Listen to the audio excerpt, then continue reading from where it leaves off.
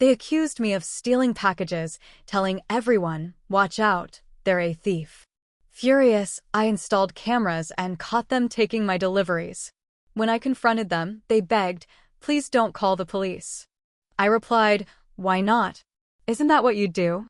Their panic was perfect justice. I never thought moving to Springfield, Illinois, would turn my life upside down. I found a cozy house in the Westchester neighborhood, known for its friendly vibe and well-kept lawns. The area had a mix of families and retirees, and I was excited to be part of it. Not long after settling in, I met my next-door neighbors, the Millers. John and Mary seemed nice, inviting me over for coffee and introducing me to others on the street. Their teenage son, Jake, was quiet but polite. I felt lucky to have such welcoming neighbors. But things started to go wrong. I began ordering items online to furnish my new place, but some packages never arrived. At first, I blamed the delivery service. Then, I overheard neighbors talking about missing packages and a possible thief in the area. The worst part? Some were pointing fingers at me. One day, Mrs. Thompson from across the street approached me while I was checking my mailbox. She mentioned the missing packages and hinted that some believed I was involved. I was shocked and hurt. I had always been honest, and now my new neighbors thought I was a thief. Determined to clear my name, I bought security cameras and installed them around my property. I made sure they covered my front porch and driveway, hoping to catch whoever was taking the packages. Days later, I received a notification from the cameras while at work. Checking the live feed, I saw Jake Miller sneaking onto my porch and grabbing a package. He looked around nervously before running back to his house. I felt a mix of anger and betrayal. The Millers had been so kind, and now their son was stealing from me. That evening, I went to the Millers' house and knocked on the door. John answered, surprised to see me. I told him we needed to talk. Inside, I showed them the footage. Mary gasped, and John turned to Jake, demanding an explanation. Jake admitted to taking the packages and apologized. John pleaded with me not to involve the police, promising to return everything and make things right. I reminded them that they had let the neighborhood believe I was the thief. Mary apologized, saying they had been wrong to jump to conclusions. I agreed not to call the police on the condition that Jake return all stolen items and that the Millers inform the neighbors about the truth. Over the next few days, they went door to door, explaining the situation and clearing my name. Jake returned the stolen items and apologized to everyone. Things seemed to calm down after the Millers apologized to everyone. Jake returned the packages, people stopped looking at me like I was a thief, and the gossip died down. For the first time in weeks, I could sit on my porch with a cup of coffee and not feel like I was being watched. But that peace didn't last. About 2 weeks after everything was settled, I got a letter in my mailbox. No stamp, no return address, just folded paper in a plain white envelope. I opened it and froze. Maybe you should leave before something happens. No name, no handwriting I recognized. Just that line. I looked around. The street was quiet. Kids were riding bikes. A couple walked their dog. It all looked normal, but it didn't feel normal. I installed more cameras. This time I added one to the back of the house, one facing the side gate, and even a doorbell camera with audio. I wasn't going to be caught off guard again. Then weird stuff started happening. One morning I found my trash can knocked over, garbage everywhere. I figured it was raccoons until I checked the footage. It was a person. Someone in a hoodie, face hidden, came into my yard at 3 a.m. and kicked it over on purpose. Another night, someone rang my doorbell and ran off. A dumb prank, sure. But with everything that had happened, it felt threatening. Personal. I started keeping a log of everything. Every weird sound. Every odd movement on camera. Every time someone walked too slow past my house. I even started recording license plates of cars that parked on my street too long. Then one night, I caught something on camera that made my stomach drop. It was Jake. Again. He was in my backyard. He didn't take anything. He didn't damage anything. He just stood there. In the dark. For maybe 10 minutes. Then he walked away. I watched the footage 5 times just to make sure it was him. Same hoodie from before.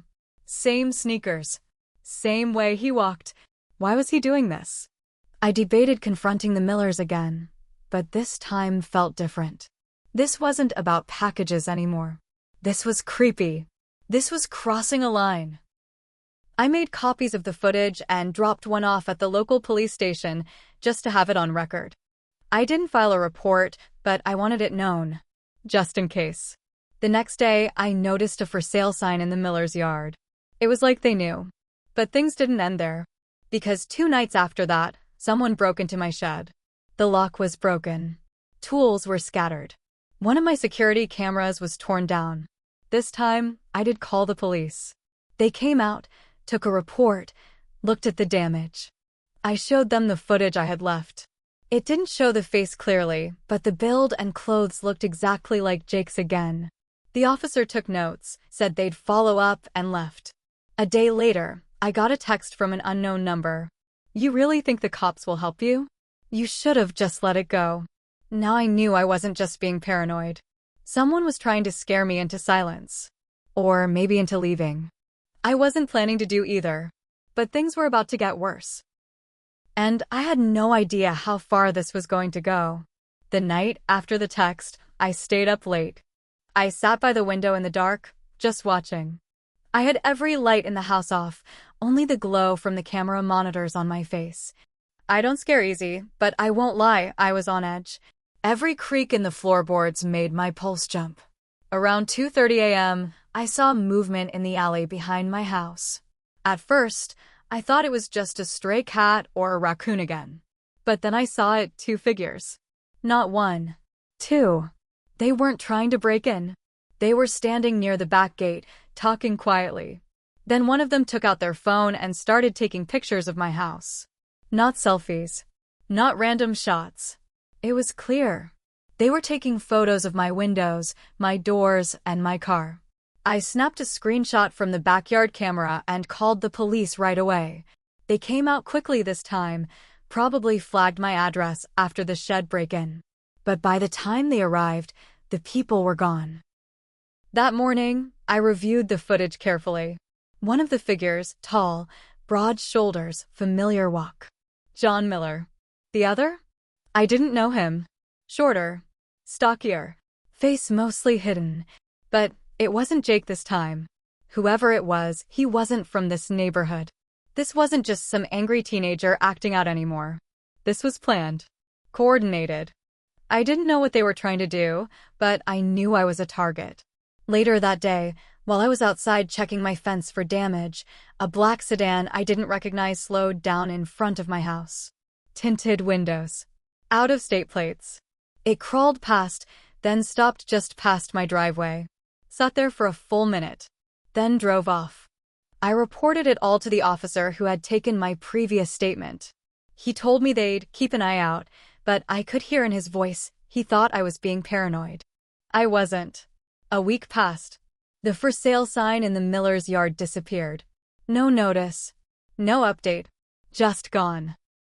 When I asked around, a neighbor said they'd seen Mary outside yelling on the phone late at night. Something about a deal falling through. And then, she vanished. I didn't see Mary Miller for 3 whole weeks. John still came and went, but always looking tense, always avoiding eye contact. Jake? Nowhere. It was like the whole family was falling apart, and no one knew why.